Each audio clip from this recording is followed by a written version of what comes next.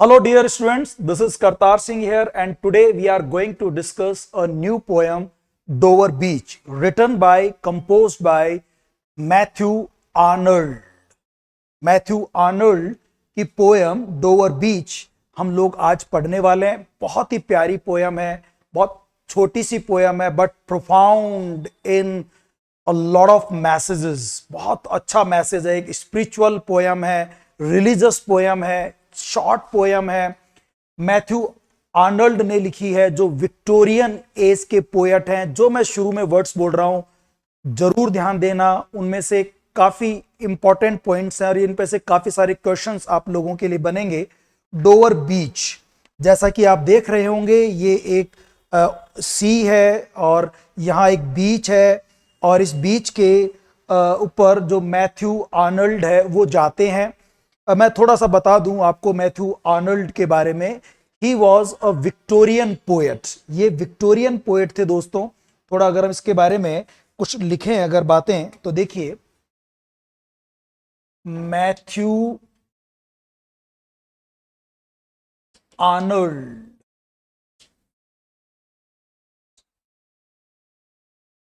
he was born on 25th December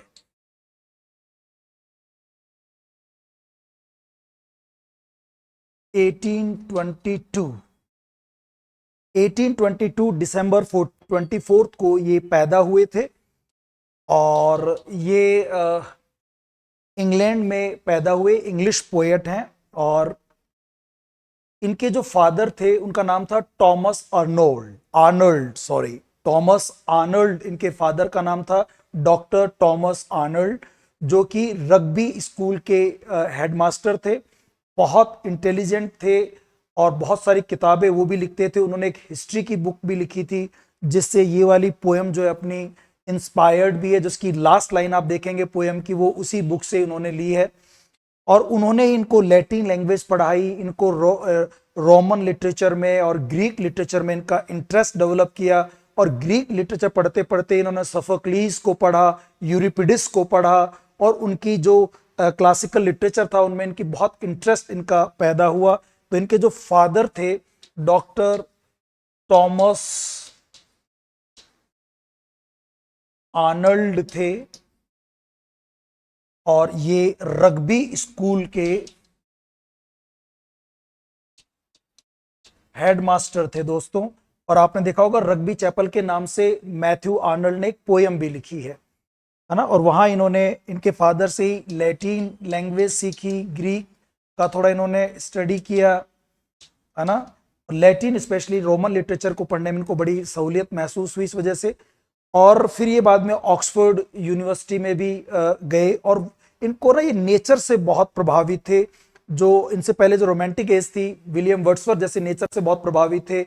in the same way जो Matthew Arnold हैं ये भी नेचर से बहुत प्रभावित थे। इसलिए आप देखना जो हमारी पोयम है जिसको आप पढ़ेंगे डोवर बीच, इसमें नेचर के बहुत सारे एलिमेंट्स का जो है यूज किया है। बीचेस का यूज किया है ना, वेव्स लहरों का यूज किया है और बहुत अच्छी खूबसूरत नेचर के एलिमेंट्स भी आपको इस पोएम में मिलेंगे। तो ये नेचर से बहुत ज्यादा इंप्रेस्ड रहते थे, अट्रैक्ट रहते थे। और इनको फिशिंग का बड़ा शौक था। जो मैथ्यू आर्नल्ड थे इनको फिशिंग का बड़ा शौक था। जब ये ऑक्सफोर्ड यूनिवर्सिटी में पढ़ते थे तब भी ये फिशिंग के लिए कई बार निकल जाया करते थे। और ये मनमोजी थे जैसे विलियम वर्ड्सवर्थ थे। और तभी आपने देखो कि इन्होंने जो वो जिप्सी वाला जो लिखा है, स्कॉलर जिप्सी, वो इसी वजह से नहीं लिखा। ये भी जंगलों में घूमना पसंद करते थे विलियम वर्ड्सवर्थ की तरह। तो उससे काफी इंस्पायर्ड है, रोमांटिक पोएट्री से काफी इंस्पायर्ड है ना।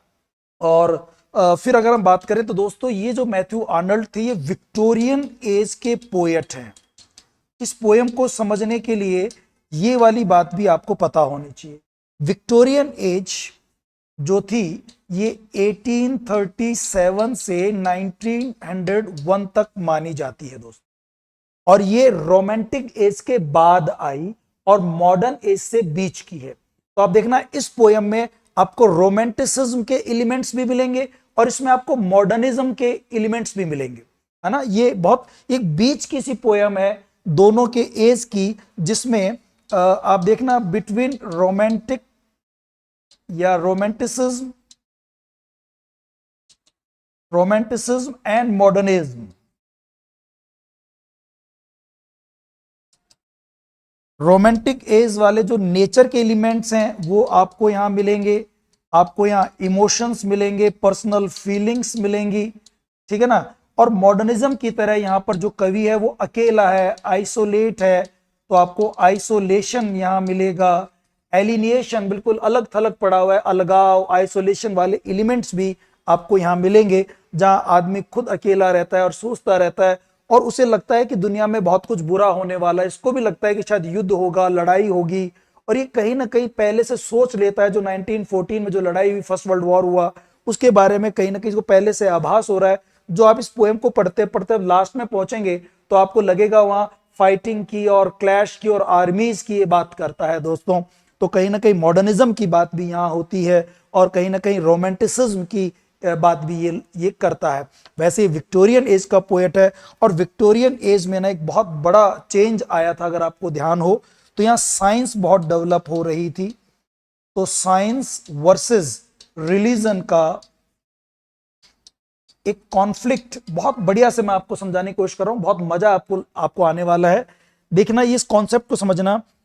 धीरे धीरे जो साइंस थी वो डेवलप हो रही थी, और इस वजह से लोग जो थे ना वो थोड़े से स्केप्टिसिज्म उनके अंदर आ रहा था, डाउट आ रहा था रिलीजन को लेकर के, और रिलीजन में उनका विश्वास कम हो रहा था।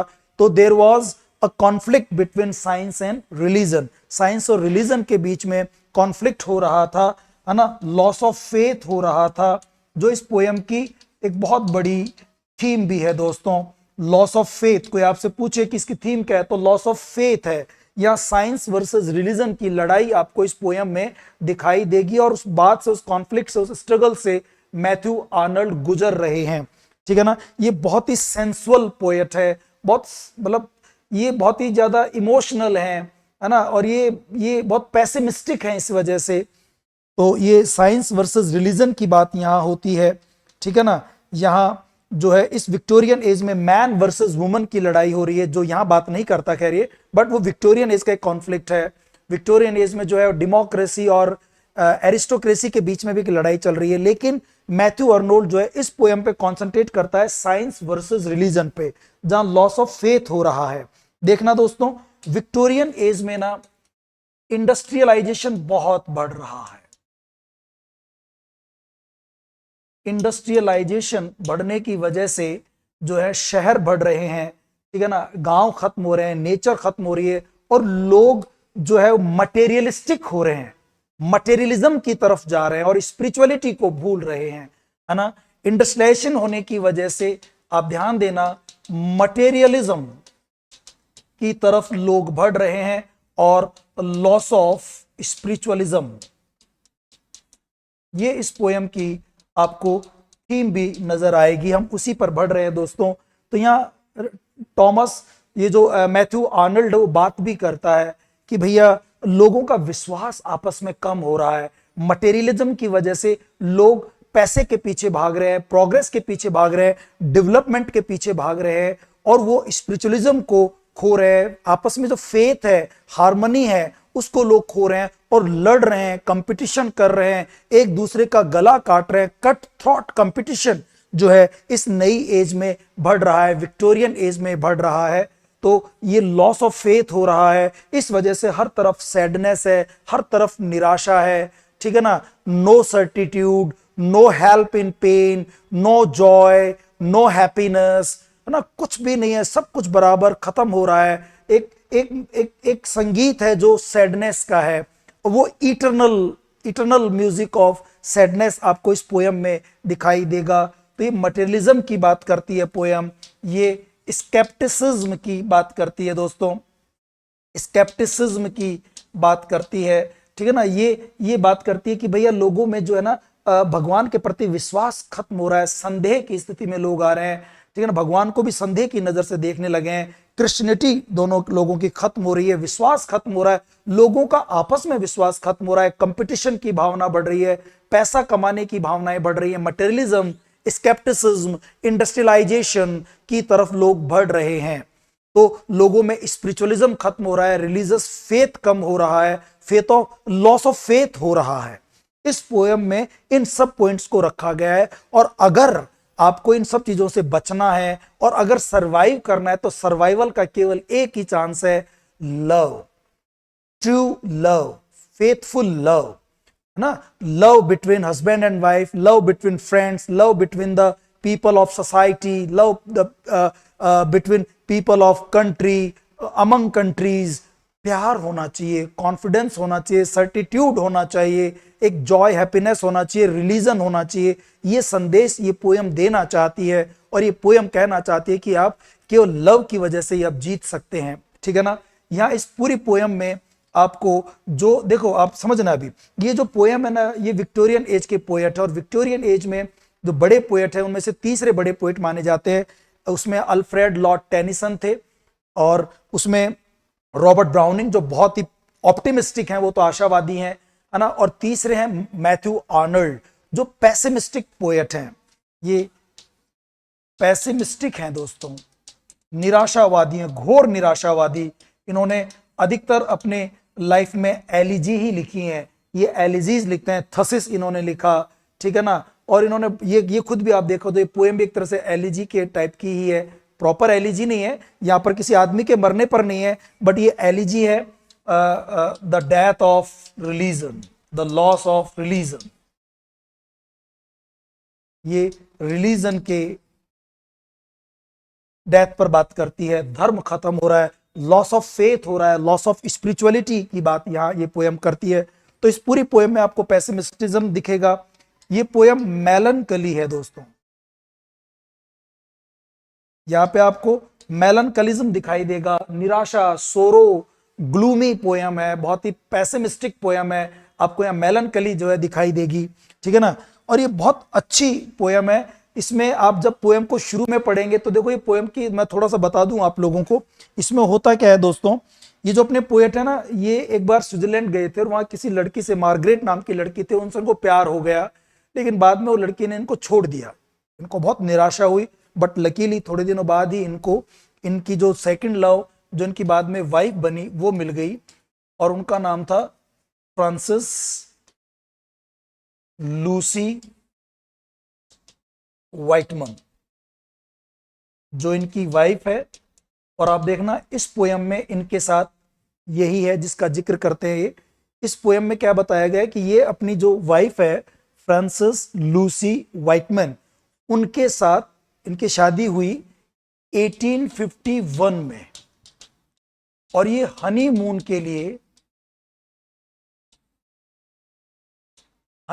के लिए ये डोवर बीच जाते हैं।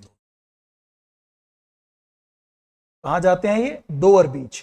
डोवर बीच एक जगह है जो इंग्लैंड और फ्रांस के बीच में एक सबसे कम दूरी है समुद्र की, वहां पर ये मानी जाती है। डोवर बीच जो है ये इंग्लैंड में है, ये इंग्लैंड में है। और दूसरी तरफ फ्रांस का तट आता है, वहां पर एक जगह है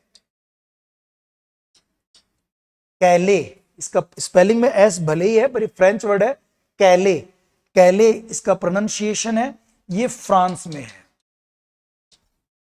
ना। फ्रांस और इंग्लैंड के बीच में समुद्री ये सबसे कम दूरी है, केवल यहां पर जो दूरी अगर आप देखें तो 21 माइल्स।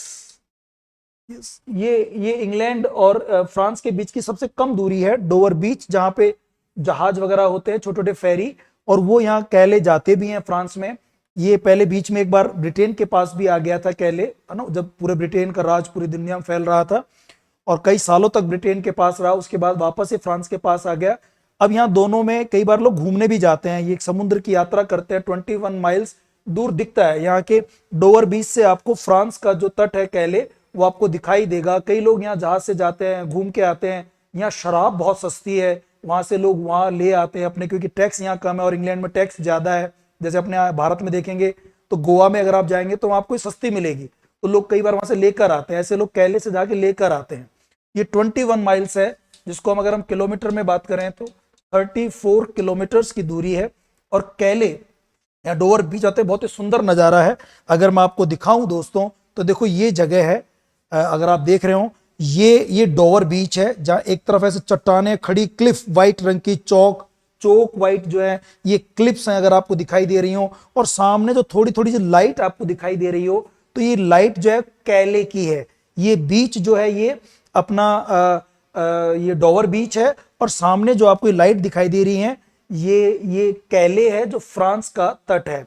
इसको अगर आप थोड़ा और देखें, समझने की कोशिश करें, तो देखो ये मैंने आपके लिए एक कोशिश की है कि आपको पूरा प्रॉपर तरीके से समझ में आए। तो देखिए ये यूनाइटेड किंगडम यानी कि इंग्लैंड है, और इंग्लैंड के अंदर ये देखो डोवर बीच है। ये बहुत दूरी है, ये फ्रांस और इसके बीच में दूरी ज्यादा है, लेकिन यहां जाकर के ये एक बहुत कम दूरी बनती है। ये डोवर है दोस्तों, है ना, ये डोवर है, डोवर अगर आपको दिखाई दे रहा हो, और ये कैले है, आप खुद भी सर्च करना, ये कैले है, ये फ्रांस का कैले है, और ये डोवर है, और ये स्टेट्स ऑफ डोवर, यानी कि ये बीच में एक बहुत छोटी सी एक गल्फ है, खाड़ी है, एक नैरो गल्फ है बिटवीन डोवर एंड कैले, या बिटवीन इंग्लैंड एंड फ्रांस, और ये बहुत कम दूरी है। ये दूरी ओनली 21 माइल्स है।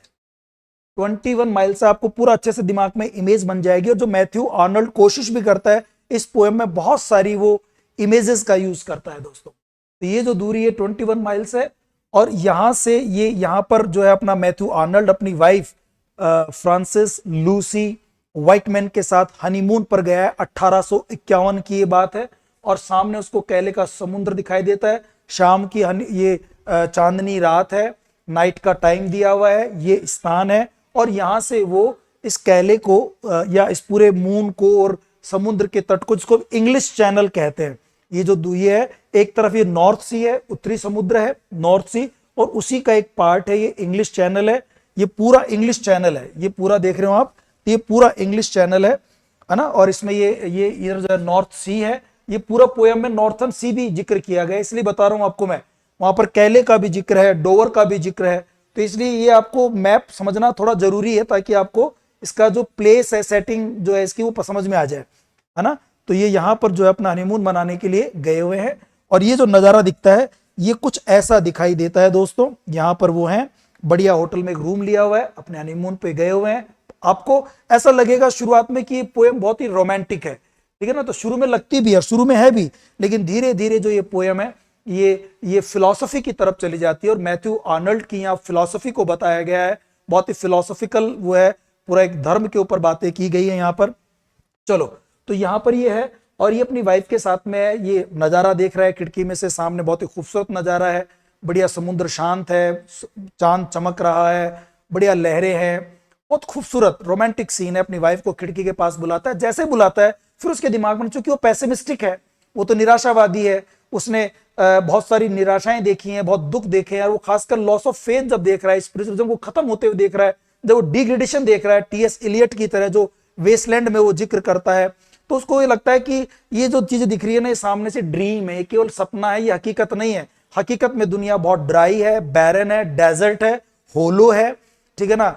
यहाँ कुछ भी पीस नहीं है, कोई ट्रैंक्विलिटी नहीं है, यहाँ पर जो है कोई जॉय हैप्पीनेस नहीं है, कोई हेल्प नहीं है, no certitude, no help, no joy, ये यहाँ पर केवल दुख ही दुख है। ये जो है ये सी ऑफ ग्रीफ है, ये सी ऑफ फेथ है, जहाँ फेथ खत्म होते जा रहा है धीरे धीरे। अपनी वाइफ को भी ऐसा महसूस कराता है, और ये कहता है कि ऐसा हमेशा से चलता हुआ आ रहा है, ठीक है ना। तो ये इतनी सारी फिलोसॉफिकल बातें ये अपनी इस पोयम में करता है, और ये पोयम केवल 37 लाइंस की है। ये एक इंपॉर्टेंट क्वेश्चन बनेगा, इसमें केवल 37 लाइंस है दोस्तों। और इन 37 लाइंस की अगर आप बात करें तो इसमें 4 स्टेंजाज हैं। इस पोयम में 4 स्टेंजाज हैं। अगर आप फर्स्ट स्टेंजा की बात करें दोस्तों, तो फर्स्ट स्टेंजा में 14 लाइंस हैं, और इसका जो सेकंड स्टेंजा है, सेकंड स्टेंजा में 6 लाइंस हैं। फिर जो इसका थर्ड स्टेंजा की बात करें अगर हम लोग, तो थर्ड स्टेंजा में 8 लाइंस हैं, और फोर्थ स्टेंजा की अगर आप बात करोगे तो उसमें 9 लाइंस हैं। तो इन पर भी आपके 4-5 क्वेश्चन बनते हैं, है ना। 5 क्वेश्चन, ये 4-5 क्वेश्चन बनते हैं दोस्तों। कितनी लाइंस हैं? 37 लाइंस। और हर स्टेंजा की लाइंस जो है वो ऐसे निश्चित लाइन नहीं है कि भाई 5-5 लाइन है, 6-6 लाइन है, नहीं। एक सबसे पहला स्टैंजा सबसे बड़ा है 14 लाइन्स, फिर सेकंड में 6 लाइन्स तो सबसे छोटा है, थर्ड में जो है 8 लाइन्स, फोर्थ में 9 लाइन्स। तो इसमें कहीं कोई अनइवन स्टैंजा है, ये अनइवन है, समान नहीं है।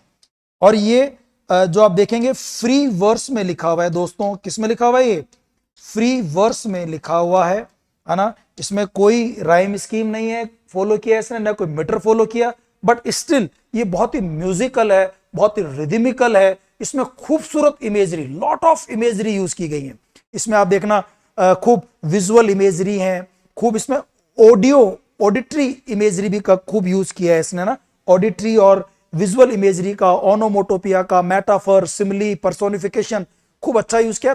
वैसे ये बहुत फिलोसॉफिकल पोएट है, रिदम्स का और मीटर का ज्यादा ध्यान रखता नहीं, बट इस पोएम में तो कहीं ना कहीं आपको मीटर, वो रिदम दिखाई देगा, थोड़ा म्यूजिक सुनाई देगा, है ना। बहुत खूबसूरत सी छोटी सी पोएम है, शॉर्ट पोएम है 37 लाइन्स की, बट बहुत सारा मैसेज इसमें है। आपकी ह्यूमैनिटी को ये एक मैसेज देने की कोशिश कर रहा है कि लड़ो झगड़ो मत, प्यार से रहो और भगवान में विश्वास रखो। साइंस भले ही डेवलप हो रही है, इंडस्ट्रियलाइजेशन हो रहा है, मटेरियलिज्म बढ़ रहा है, लेकिन इनके चक्कर में ईश्वर को मत भूलो, उसमें ट्रस्ट रखो, आपस में इंसान जो है उसमें विश्वास रखो। ये पोएम आपको मैसेज देना चाहती है। हालांकि हनीमून पर गया है, बड़ी अजीब बात है, लेकिन इस तरह की फिलोसॉफिकल बातें वहां कर रहा है। उसकी वाइफ भी सोचती होगी कि यार देखो मुझे हनीमून पर लेकर आया है और कितनी पैसिमिस्टिक फिलोसॉफिकल बातें कर रहा है।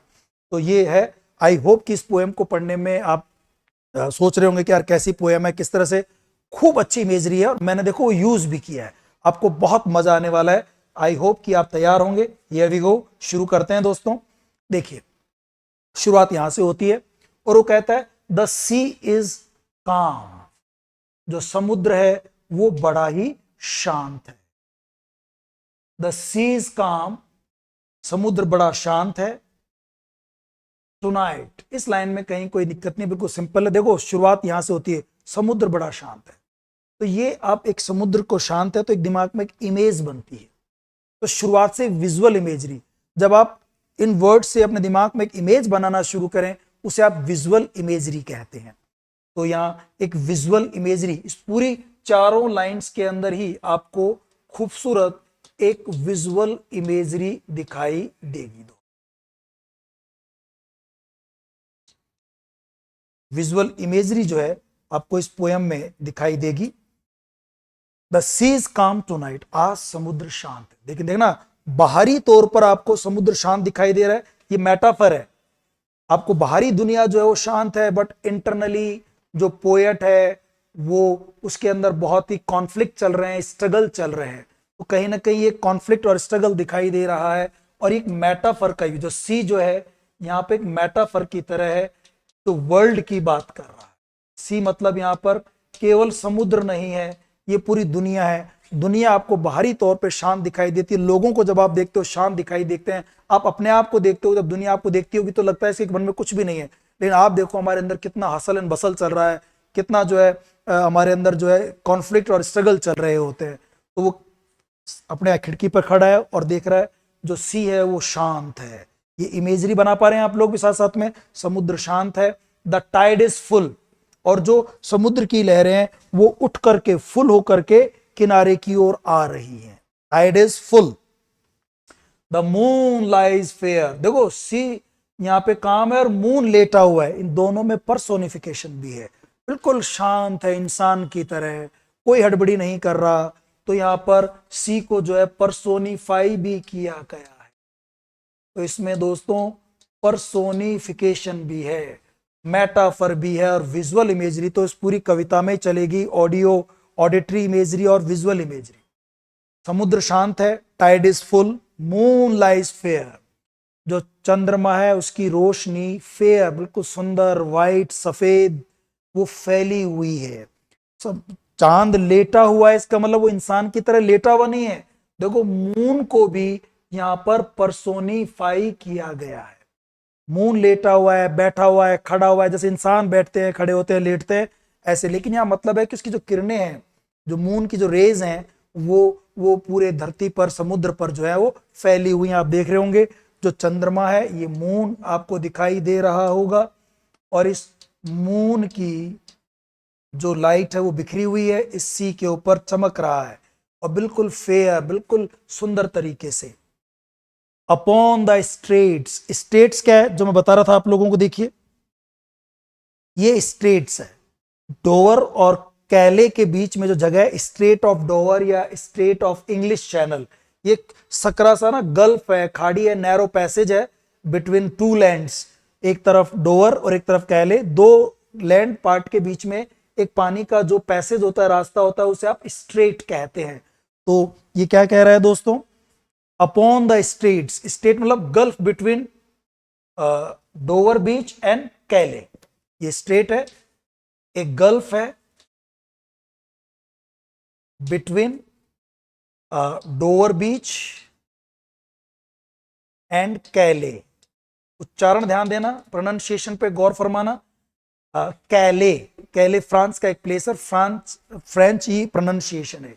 उनके बीच में जो स्ट्रेट है, वो जो ये जो रास्ता देख रहे हैं आप, ये पैसेज देख रहे हैं, वहां पर चंद्रमा चमक रहा है उस पानी के ऊपर। बहुत खूबसूरत नजारा है, बहुत ही सुंदर, रोमांटिक है ना। 1851 की बात, अपनी वाइफ के साथ लूसी व्हाइटमैन के साथ वो हनीमून पे गया हुआ है और इस खूबसूरत नजारे को देख रहा है।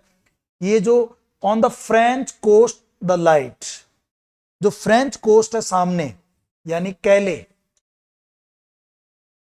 ये जो फ्रेंच कोस्ट है उसकी जो लाइट है वो चमक रही है। सामने हो सकता है कोई लाइट हाउस हो और उसकी लाइट हाउस से भी चमक रहा हो, और ऊपर मून तो है ही, ये मून फ्रांस पे भी चमक रहा है, ये मून डोवर बीच यानी इंग्लैंड के ऊपर भी चमक रहा है, और ये रोशनी वहां तक जाती हुई दिखाई दे रही है। On the French coast the light gleams and is gone. अब ये जो जिक्र है कि वो रोशनी चमक रही है, ग्लीम यानी होता है डिम लाइट का ना, to shine dimly, to shine you can say dimly, मंद मंद चमकती है, बहुत हल्की हल्की रोशनी चमक रही है, और कभी चमकती है और कभी गॉन, कभी चली जाती है। तो आप देखना जो समुद्र के किनारे होते हैं ना, वो लाइट हाउस होता है, और लाइट हाउस की रोशनी ऐसे घूमती है ना, पता चलता है कि वहां किनारा है। तो जब घूमती है तो कभी रोशनी रहती है और फिर चली जाती है, फिर आती है रोशनी घूम के, फिर आ जाती है, फिर चली जाती है, फिर आती है, फिर चली जाती है। तो ऐसे जो ग्लीम है, जो चमक है, वो गॉन, कभी जाती है और कभी आती है।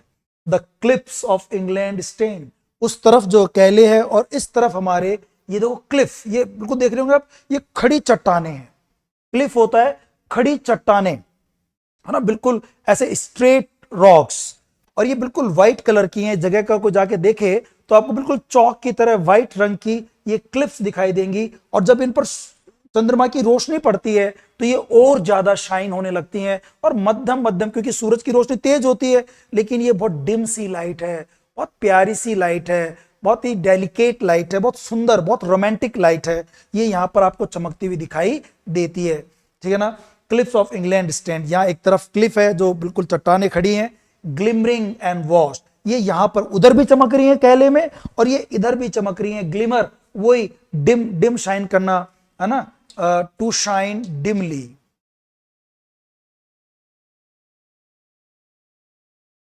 टू शाइन डिमली, ग्लीम और ग्लीमर ये दोनों का सेम ही जो है वो मीनिंग होता है। उधर वो ग्लीम यूज कर रहा है, फ्रांस के तट पर चमक रही हैं, और इधर जो है जो इंग्लैंड का जो ये तट है बहुत ही बड़ा है, वास्ट है, और इसके ऊपर ये चंद्रमा की रोशनी चमक रही है। बहुत ही रोमांटिक दृश्य है, बहुत नेचुरल जो है बताया गया है। इसके अंदर नेचर को पसंद करते थे मैथ्यू आर्नल्ड, है ना, विलियम वर्ड्सवर्थ की तरह, तो यहाँ कोशिश कर रहे हैं, और बहुत खूबसूरत इमेजरी बन रही है। जब आप कविता पढ़ते हो तो आपके दिमाग में इमेज बनती हैं, पढ़ते पढ़ते इमेज बनती है, चंद्रमा है, क्लिप्स है, सामने कोई तट है, तो ये पूरा देखो, अब आपको एक बहुत अच्छे से इमेजिनेशन करके पूरा चित्र बना दिया, अब शायद आपके दिमाग में तुरंत बात बैठ जाएगी। आउट इन द ट्रैंक्विल बे, ये जो बे है ना बिल्कुल शांत है, आज समुद्र शांत है। ट्रैंक्विल, ट्रैंक्विल यानी पीसफुल, पीसफुल, और बे जो है ये मतलब गल्फ है, खाड़ी है, या आप कह सकते हैं इंग्लिश चैनल है, या ये समुद्र है। ठीक है ना। इस गल्फ में जो है वो ये बिल्कुल रोशनी शांत चमक रही है, यहाँ पर कोई उथल पुथल नहीं है। लहरें हैं जो इधर समुद्र तट की तरफ आ रही हैं, जिधर उसका होटल का रूम है। आई होप दोस्तों 37 लाइन में से आपको 5 लाइन समझ में आ गई होंगी। सारे फिगर ऑफ स्पीचेस पे भी बात कर ली हम लोगों ने, कोशिश कर ली है, सारी बातें आपको यहाँ समझ में अच्छे से आ गई होंगी। पर्सोनिफिकेशन, मेटाफर, इन सब का बहुत ही खूबसूरत यूज किया गया है। आगे देखिए आप, ये बता ही रहा था आपको मैं, इंग्लिश चैनल डॉर, ये आई होप कि आपको बहुत समझ में आया होगा इस चीजों से। और कैसा लग रहा है आपको ये एक्सपेरिमेंट, ये मुझे आप जरूर बताना दोस्तों, है ना। मुझे आप अपना जो भी आप जिस भी माध्यम से देख रहे हैं वहीं से आप मुझे बताना कि कविता आपको कैसी लगती है। प्लीज अगर आपको अच्छा लगा तो अप्रिशिएट करते हुए मुझे बताना जरूर। अब देखो, ये वहां पर बैठा हुआ नजारा देख रहा है, खड़ा खड़ा खिड़की में, इसको लग रहा है इतना खूबसूरत नजारा मैं अकेला क्यों देखूं। अपनी वाइफ को, जो जो फ्रांसिस लूसी विटमैन है, इसको भी मैं नजारा दिखाता हूं और उसको बुलाता है, कम टू द विंडो। और देखो सीधा उसको बोल रहा है कम टू द विंडो, है ना। सीधा ऐसे किसी को बोलना, है ना, वो अपोस्ट्रफी कहलाता है। कम टू द विंडो, आओ मेरे पास आओ खिड़की में। देखो उसको पास बुला लिया, और ये नजारा जो टाइड फुल है, समुद्र शांत है, आओ देखो। Sweet is the night air, कितनी स्वीट एयर है, कितना खुशबू आ रही है। स्वीट यानी मीठा नहीं है यहाँ पे, यहाँ जो बहुत ही मध्यम मध्यम जो खुशबू होती है पानी की, समुद्र की लहरों की, जो एक एक वो जो नमकीन सी या स्वीट सी, मतलब यहाँ पर कह सकते हैं जो आपको रोमांटिक लगे, जो अच्छी लगे, वो कितनी बढ़िया जो है नाइट एयर। देखो आप पूछ सकता है कि टाइम कौन सा यूज किया गया इस पोएम में, नाइट का। Sweet is the night air, शांत हवाएं हैं, बिल्कुल खूबसूरत, बहुत अच्छी सी हवाएं चल रही हैं। तो my beloved, my wife, come here and watch this scene through the window, इसको एंजॉय करो, ठीक है ना। और इस सीन को जो बाहर है इसको देखो, क्या गजब की सीनरी है ना। मून है, स्काई है, ओशन, या जो आप कह सकते हैं कि इंग्लिश चैनल है, इसको आओ देखो। Only from the long line of spray, देखो दूर आपको कहीं पानी की लहरें दिखाई देंगी। स्प्रे, आपको ध्यान होगा जो हम स्प्रे करते हैं पानी की, जो वाटर ड्रॉप्स होती हैं, drops of water carried by wind, जो हवाएं जो बूंदे लेकर आती हैं, वो भी कह सकते हैं। और ये एक समुद्र की लहरों का जो झाग बनता है, फ्रोत बनता है, आप ये वो भी कह सकते हैं। जो लॉन्ग लाइन, देखो लॉन्ग में एल है और लाइन में भी एल है, तो दोस्तों यहां पर ये एलिट्रेशन हो गया। क्या हो गया दोस्तों, alliteration. Only from the long line of spray, ये लॉन्ग लाइन ऑफ स्प्रे है, यहां पर पूरा जो है पानी का जो दूर आपको वहां से लहरें आते हुए दिखाई दे रही हैं, है ना। Where the sea meets the moon blanched land, होता है ना कई बार समुद्र का पानी और सामने लैंड, वो दोनों मिलती हुई दिखाई दे रही है। फ्रांस का जो कैले जो है, जो तट है, वहां का बीच है, जो शोर है, वहां पर जमीन दिख रही है और उससे पहले पानी है, तो जहां वो मिलते हैं उस जगह को sea meets the moon blanched land. देखो लॉन्ग में एल, लाइन में एल और लैंड में एल, तो गजब का एलिट्रेशन है। और मून से ब्लैंच जो है, ये फ्रेंच वर्ड है जिसका मतलब होता है वाइटन, जिसको सफेद कर दिया गया हो, वाइटन। तो देखो चांद की चांदनी से, जो मून लाइट है उससे जो लैंड है, वो न केवल पानी जो है वो व्हाइट सा दिख रहा है, चमक दिख रही है, बल्कि जो लैंड है वो भी ब्लैंच दिख रहा है, वाइटन दिख रहा है। जमीन भी जो है चांद की रोशनी से नहाई हुई है, बहुत ही खूबसूरत दिखाई दे रही है। उसको देखो कि वहां से कैसे पानी की जो लहरें हैं, जो फ्रोत है, जो झाग है, वो हमारे इस तट की तरफ आ रहा है। कितना प्यारा सीन है। आओ देखो, तुम क्या वहां कमरे में लेटी हुई हो, यहां आओ, इस दृश्य को फील करो, ऐसा वो कहता है, ठीक है ना। फिर आगे देखिए, लिसन, सुनो, और देखो यहां ये दृश्य बन रहा है, आओ देखो, मून ब्लेंच लेट कम विंडो, ये कहीं ना कहीं आप देखना, ये विजुअल इमेजरी भी तो है, ये विजुअल इमेजरी है, विजुअल इमेजरी है। Where the sea meets the moon blanched land, आपको पूरा दृश्य दिखाई देता है जो मैंने यहां पे बताया भी आप लोगों को। एलिटेशन तो इसके अंदर है ही। सी मीट्स, सी देखो जाके मिलता है, तो सी को ये बार बार पर्सोनिफाई कर रहे हैं, सी जाके मिलता है मून ब्लेंस लैंड से, और ये नेचुरल घटना भी होती है। लिसन, सुनो, सुनो, अपनी वाइफ से कह रहा है। It it it it might be his wife, इसकी वाइफ ही होनी चाहिए, है ना। लिसन, देखो ये यहां पर सीधा उसको फिर वापस एड्रेस कर रहा है, तो अपोस्ट्रफी है, और कहीं ना कहीं ये सुनने की बात कर रहा है। तो दोस्तों ये ऑडिटरी, ऑडिटरी जो है, ऑडिटरी इमेजरी का वो यूज कर रहा है। जहां सुनती हो चीजें, सुनने का एहसास होता हो आपको, वो ऑडिटरी इमेज, जहां देखने का एहसास होता हो विजुअल इमेजरी होती है। सुनो, you here the grating roar, देखो आप, तुम सुनो, यहां पर आके कुछ आवाज सुनाई दे रही है, कौन सी?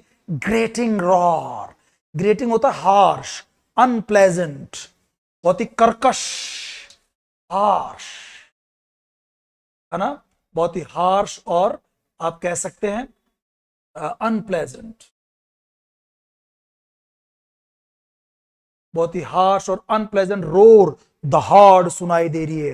रोर ओनोमोटोपिया हो गया, ये रोर में ओनोमोटोपिया, ओनोमोटोपिया है, खूब फिगर ऑफ स्पीच यूज किया है। और इस ओनोमोटोपिया से यहां पर जो है ऑडिटरी इमेजरी बन रही है।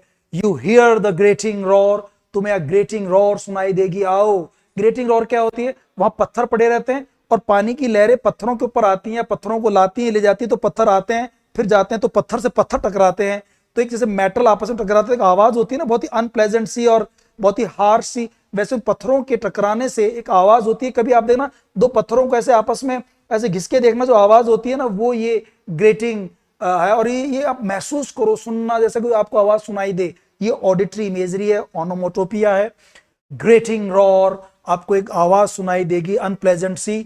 और पेबल्स, पेबल्स होते हैं छोटे छोटे स्टोन्स, स्मॉल स्टोन्स, जो कि बीच पर लगे होते हैं। देखो अधिकतर बीचेस तो जो है सैंड के बने होते हैं, लेकिन जो ये डोवर बीच है ना, ये स्टोनी बीच है, यहाँ पेबल्स पाए जाते हैं। यहाँ देख रहे हो आप, ये छोटे छोटे छोटे छोटे से पेबल्स है, गोल गोल राउंड राउंड से ये पेबल्स, और ये पानी यहाँ आता है पेबल्स पे, और ये पेबल्स जब बहते हुए इधर आते हैं, फिर वापस जाते हैं, तो टकराते हैं, और टकराने से जो आवाज होती है ना, वो ग्रेटिंग रोर होती है। Pebbles which the waves draw back, जब ये पानी जब वो ड्रॉ बैक, पानी इनको जब लेकर आता है इधर पत्थरों को, एंड फ्लिंग, और यहाँ फेंक देता है, फ्लिंग यानी फेंक देता है, लहरें फेंक देती हैं, तो लहरों को भी यहाँ पे जो है ना एक तरह से पर्सोनिफाई किया गया है, जो पत्थरों को लेकर आती है और जो फेंक देती हैं, जैसे इंसान फेंकते हैं, है ना, तो वेव्स को भी जो है यहाँ पे पर्सोनिफाई किया गया है ना। ड्रॉबैक, उस पानी को, ये पत्थरों को लेकर आती हैं, विच द वेव्स ड्रॉबैक, वापस लेकर आती हैं, फ्लिंग, और फेंक देती है। एट द रिटर्न, जब पानी की लहरें वापस आती है ना, तो अपने प्रेशर से, अपने फोर्स से पत्थरों को ऊपर उस किनारे की तरफ लेकर आती हैं। अब जब रिटर्न होती है, अब द हाई स्ट्रेंथ, देखो ये जो किनारा है ना, ये थोड़ा सा ऊंचा है डोवर बीच का जो है, फिर धीरे धीरे क्लिफ्स आती हैं, तो अप द हाई स्ट्रैंड, ऊपर की तरफ ये जब पत्थर को लेकर आती है, तो पत्थर से पत्थर टकराते हैं, फ्लिंग यानी थ्रो, उनको जब ये फेंकती हैं, और फिर जब रिटर्न होती है, तो एक आवाज होती है अप द हाई स्ट्रैंड, और इसको जो है ग्रेटिंग रोर कहते हैं। तो ये बहुत ही खूबसूरत ऑडिटरी इमेजरी है, और आपको आई होप ये बात समझ में आ रही होगी। इसमें वेव्स को पर्सोनिफाई भी किया गया है ना, और यहाँ पे अपोस्ट्रोफे भी यूज किया गया। लिसन किसको सुनने की कह रहा है? ये अपनी वाइफ को, वाइफ बोलती नहीं है, तो एक तरह से ड्रामेटिक मोनोलॉग भी है ये पोएम। आप देख रहे हैं अधिकतर पोएम हमारी ड्रामेटिक मोनोलॉग है, जिसमें अकेला खुद पोएट ही बोल रहा है, यहां तक बात होती है। फिर वो कहता है बिगिन एंड सीज, ये जो पानी जो आता है एंड सीज, और रुक जाता है, देन अगेन बिगिन, फिर शुरू होता है। पानी आता है, जाता है, आता है, जाता है, ये कंटिन्यूअस प्रोसेस। पत्थर भी आते हैं, जाते हैं, आते हैं, जाते हैं, तो टकराते हैं, आवाज होती है। बहुत सिंपल सी लाइन है, begin and cease and then again begin, begin begin, repetition हो रहा है ना। ये लाइफ टाइम प्रोसेस है। देखो मेटाफोरिकली बात करो तो ये जीवन के दुखों की बात भी कर रहा है। जीवन में दुख सुख आते जाते रहते हैं, जैसे पानी आता जाता है, आता है, शुरू होता है, सीस, रुक जाता है, देन अगेन बिगिन, फिर वापस शुरू हो जाता है विद ट्रिमुलस कैडेंस। देखो ट्रेमुलस, ट्रेमुलस होता है शेकी, थोड़ा हिलने वाला, आवाज जब हिलती है, लड़खड़ाती है, या किसी का बॉडी जब लड़खड़ाता है, तो ट्रेमुलस, ट्रेमुलस केडेंस, इसका उच्चारण है केडेंस, ये केडेंस है। केडेंस, केडेंस का मतलब होता है एक रिदम, रिदमिकल या म्यूजिकल, है ना। यहाँ एक उनकी एक साउंड होती है, और ये म्यूजिक चलता है। देखो नेचर का म्यूजिक को पकड़ रहा है वो, तो नेचर पोएट है कहीं ना कहीं थोड़ा बहुत, ये भी है ना, पेसिमिस्टिक तो है ही। एक ट्रेमुलस केडेंस, यहाँ पर एक म्यूजिक, पत्थरों की जो आवाज होती है ना, लहरों के साथ मिल करके एक अलग प्रकार का म्यूजिकल और एक रिदमिकल साउंड क्रिएट होता है। तो वापस देखो यहां पर जो है ये ऑडिटरी इमेजरी है दोस्तों, ये ऑडिटरी इमेजरी है। Cadence slow and bring the eternal note of sadness in. और ये जो पत्थरों की आवाज होती है, जो ये ग्रेटिंग साउंड होता है, ये इटर्नल नॉट ऑफ सैडनेस है। ये अब देखो यहां पे मेटाफोरिकली चला गए, यहां ये मेटाफर का यूज कर रहा है। ये इटर्नल नॉट ऑफ सैडनेस, ये जो पत्थरों की आवाज है, इसमें कुछ एक सैडनेस फील हो रही है मैथ्यू आर्नल्ड को, जो अपनी वाइफ को भी महसूस कराने कह रहा है कि तुम भी सुनो। और ये आवाज है ना, ये शाश्वत है। ये जो पत्थरों की आवाज, टकराने की आवाज, ये रोने पीटने की आवाज, ये दुख की आवाज है, ये मेलनकलिक सॉन्ग है, ये सैड सॉन्ग है, ये मुझे सुनाई दे रहा है, तुम भी सुनो। और ऐसा ही तुम्हें और हमें नहीं, ये आज से हजारों साल पहले सोफोक्लीस को भी सुनाई दिया। ये हमेशा से रही आवाज। दुख पहले भी थे, दुख आज भी हैं और दुख आगे भी रहेंगे। और ये फ्रांस में भी, हमारे यहां पर भी हैं, ग्रीस में भी हैं, ये पूरे यूनिवर्स में है और ये टाइमलेस है। ठीक है ना, ये दुख हमेशा है, इटर्नल है, नेवर एंडिंग है, ये हमेशा है, हर जगह है। तो ये आगे देखो, अब अगला ये स्टेंजा खत्म हो गया, अब सेकंड स्टेंजा शुरू करता है। ये बात करता है सोफोक्लीस की, जो एक ग्रीक ट्रेजेडियन है, ट्रेजेडीज लिखते थे। और इनका जो जन्म था वो 490 बीसी में हुआ और ये 406 बीसी तक रहे, है ना। 495, I am sorry, 495 BC, 495 BC में इनका बर्थ हुआ और 406 बीसी तक ये रहे, यानी कि ईसा से 500 साल पहले की बात है। और आज 2025 और आ गया है, तो 2500 साल पहले के कैरेक्टर, एक क्लासिकल, एक ट्रेजिडियन, एक प्ले राइट का नाम लिया। और आपको बता रहा था कि इनके फादर थे टॉमस, डॉक्टर टॉमस आर्नल्ड। उनकी वजह से इन्होंने लैटिन पढ़ी, ग्रीक पढ़ी, और इनका काफी इंटरेस्ट जो है वो यहाँ क्रिएट होता है। और इन्होंने सोफोक्लीस को पढ़ा, यूरिपिडिस को पढ़ा, उनके कैरेक्टर्स, उनकी बातों से बड़े प्रभावित होते थे। और ये इन्होंने भी पढ़ा होगा, जो अब जिक्र भी किया है, मैं भी आपको नोट्स में दूंगा। ये कहते हैं कि भाई ऐसा न केवल आज होता है, ऐसे दुख के गीत बहुत पहले सोफोक्लीस ने भी सुने हैं। Long ago heard it on the Aegean. Aegean जो है, ये जैसे डोवर बीच जगह, ऐसे वो ईजियन नाम की जगह पर बैठे थे, है ना। और ईजियन जो है दोस्तों, एक तरफ देखो टर्की है, एक तरफ टर्की है ना, और एक तरफ ग्रीस है।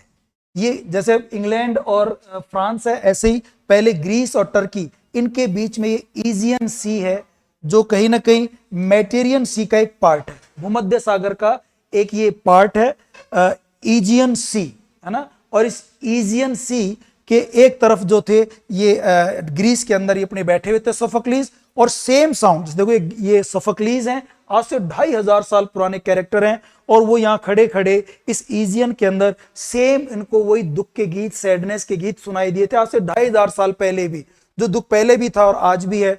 तो कहीं ना कहीं सोफोक्लीस का इन्होंने ये अल्यूजन दोस्तों यहां पर यूज किया है, अल्यूजन, संकेत।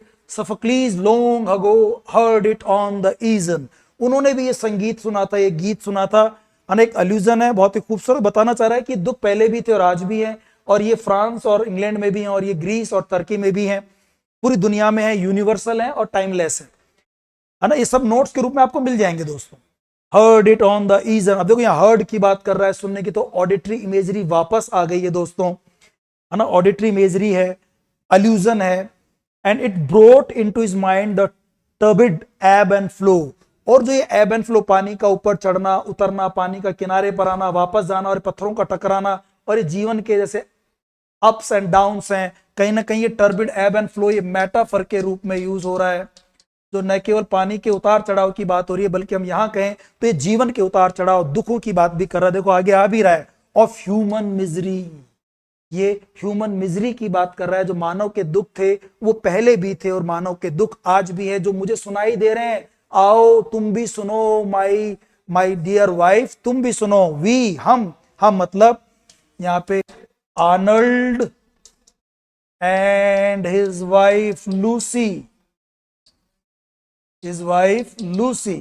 हम भी सुनते हैं, देखो सुनने की बात कर रहा है। Find also in the sound a thought, फिर देखो सुनने की बात कर रहा है, वापस ऑडिटरी इमेजरी है, हम सुनने की कोशिश करते हैं। Hearing it by this distant northern sea, वो वहां पर सुन रहा है सफोक्लीज, और हम यहाँ नॉर्थर्न सी, ये जो इंग्लिश चैनल है ये नॉर्थर्न सी का पार्ट है, और वो जो ईजियन है वो कहीं ना कहीं जो है वो मेडिटेरियन सी का पार्ट है। तो find also in the sound of thought, hearing it by this distant northern sea, हमें वो यहां भी सुनाई दे रहा है। तो मतलब ये टाइमलेस है, ये यूनिवर्सल है, दुख की कहानियां हर जगह है, हर कोई दुखी, बहुत पेसिमिस्टिक है मैथ्यू आर्नल्ड, और वो उस दुख को यहां व्यक्त कर रहा है। रोमांटिक सीन है वाइफ के साथ, बट फिर भी उसको दुख महसूस हो रहा है। तो ये दोस्तों आपका सेकंड स्टेंजा, तो यहां भी महसूस कर रहा है मैथ्यू आर्नल्ड इस नॉर्थर्न सी के उस पर। ये खत्म होता है, अब शुरू होता है स्टेंजा थर्ड, और इसके अंदर द सी ऑफ फेथ। देखो सी का एस बड़ा, फेथ का एफ बड़ा, ये कहीं ना कहीं यहां पर पर्सोनिफिकेशन की बात करता है दोस्तों। इसकी बात करता है दोस्तों ये personification. The sea of faith, ये बहुत ही अच्छा मेटाफर भी है, बहुत खूबसूरत मेटाफर, सेंट्रल मेटाफर है, मान लीजिए इसका मुख्य है, क्योंकि ये रिलीजियस फेथ की बात कर रहा है। सी ऑफ फेथ यानी रिलीजियस फेथ, जो रिलीजियस फेथ था, faith in God, faith in humanity, faith in religion, faith in humanity, faith in spirituality, उसकी बात कर रहा है। पहले बहुत था कोई जमाने में, सी ऑफ फेथ, इसको जो है पर्सोनिफाई किया है, इसको मेटाफर की तरह यूज किया है। Was once true at the full, जैसे समुद्र में टाइड फुल है, लहरें ऊपर हो रही हैं, पहले कोई जमाने में लोगों में रिलीजियस फेथ भी जबरदस्त था। पहले लोग धार्मिक थे, स्पिरिचुअल थे, मटेरियलिज्म के पीछे इतने नहीं भागते थे, इंडस्ट्रियलाइजेशन नहीं था, लोग पीसफुल थे, ट्रैंक्विल थे, ठीक है ना। एंड राउंड अर्थ शोर, और ये जो सी ऑफ फेथ था, ये पूरी दुनिया को, ये तो दुनिया है ना अपनी अर्थ, इस पूरी दुनिया के चारों तरफ ये सी ऑफ फेथ का ऐसे एक घेरा था, जैसे एक महिला के कपड़ों को कंट्रोल करने के लिए कैसे एक गर्डल है ना, गर्डल लगा दिया जाता है, कमरबंद, गर्डल यानी कमरबंद, एक एक एक बेल्ट होती है ऑन द वेस्ट, एक ऑर्नामेंट होता है, जैसे ऑर्नामेंट भी कह सकते हैं, सोने चांदी ऐसे कुछ ऑर्नामेंट बेल्ट लगाते हैं पेट पर, महिलाएं अपने भारत में ऐसे लगाती हैं, और जो इंग्लिश जो महिलाएं वो ऐसे पट्टा सा बांधती हैं, इसको गर्डल कहते हैं, जो आपके इन कपड़ों को फोल्ड करता है, क्लोज करता है।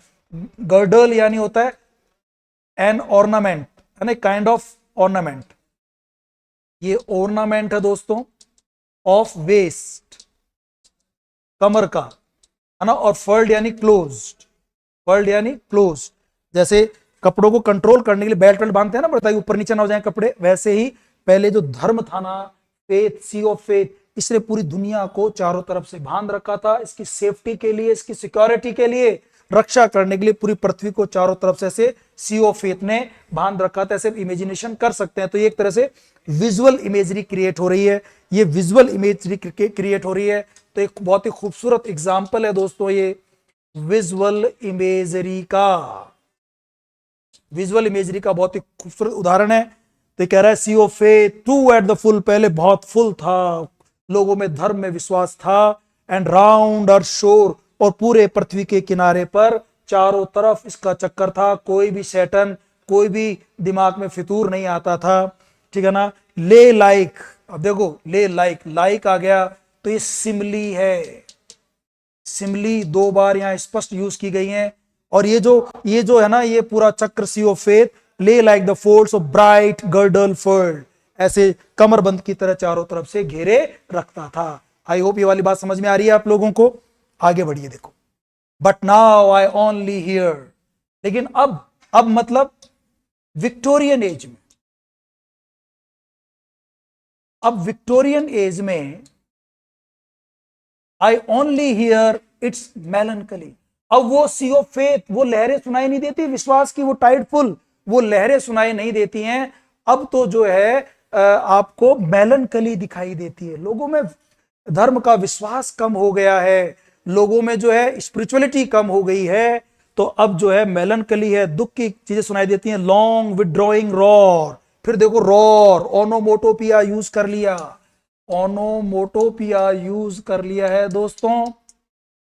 और ये वापस साउंड इमेजरी है, ये वापस जो है ऑडिटरी इमेजरी का यहां पर यूज किया गया है। Withdrawing roar. अभी जो लहरें आ रही है ना, फेथ लेके नहीं आ रही हैं, ये स्पिरिचुअलिटी रिलीजन की बातें लेकर नहीं आ रही हैं, ये क्या लेकर आ रही हैं? मेलनकली, रिट्रीटिंग, रिट्रीट यानी वापस लाना, go back, receding, going back, ये वापस लेके आ रही हैं। To the breath of the night wind down the vast is drear, drear यानी खाली, सूखी, and naked shingles of the world.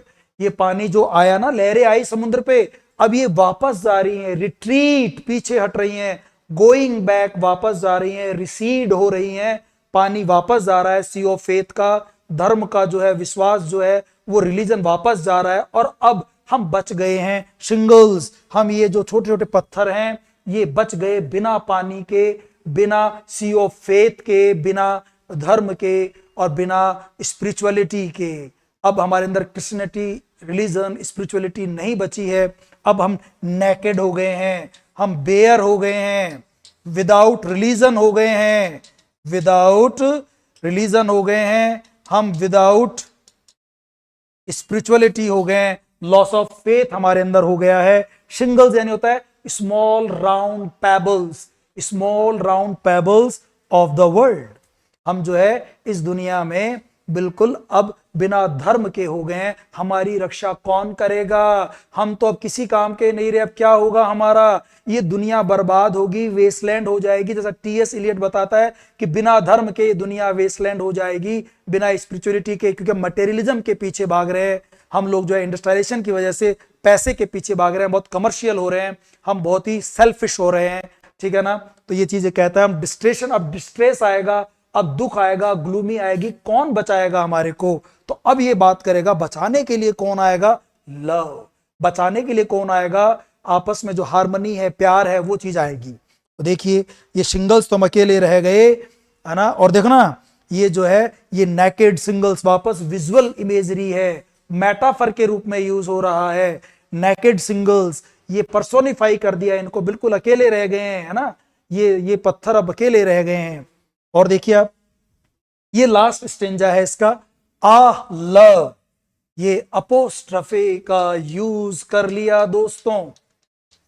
और ये आ लव अपनी वाइफ को एड्रेस कर रहा है, लूसी को, फ्रांसिस लूसी व्हाइटमैन को ये एड्रेस कर रहा है कि love let us be true, चलो हम एक दूसरे के प्रति अब जो है वो ट्रू रहें। देखो, लव में एल, लेट में एल, तो कहीं ना कहीं एलिट्रेशन का यूज भी ये कर रहा है दोस्तों।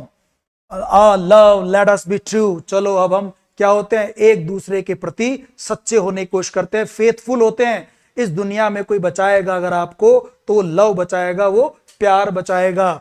Late us be true to one another, एक दूसरे के लिए तो कम से कम सच्चे हों, एक दूसरे पे तो कम से कम विश्वास रखें, ठीक है ना। ये प्यार और ये विश्वास और ये सर्टिट्यूड और ये जो बिलीफ है, ये जो ट्रस्ट है, जो फेथ है, ये बनाए रखना है। लॉस ऑफ फेथ से हम बर्बाद हो जाएंगे, ठीक है ना।